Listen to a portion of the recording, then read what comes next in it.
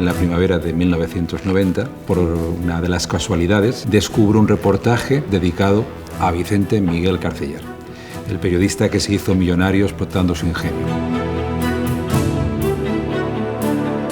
Curiosamente nunca había oído hablar de Carceller. Lo recuerdo, pero borrosamente.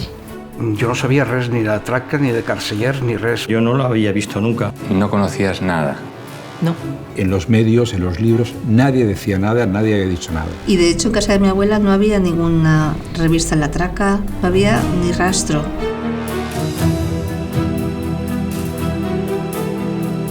Y de nuevo el azar.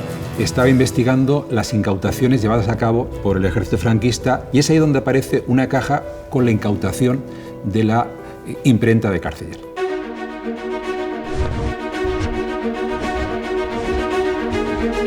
És una publicació que destaca.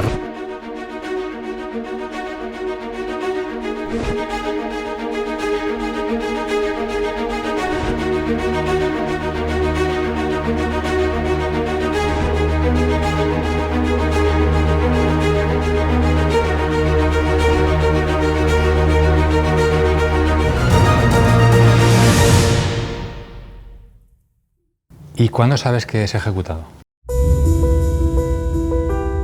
El que controla el presente, controla el pasado y controlará el futuro. Nos vamos a cargar todo este pasado. Carceller no ha existido. Pero es como tratar de apagar el sol. Existe.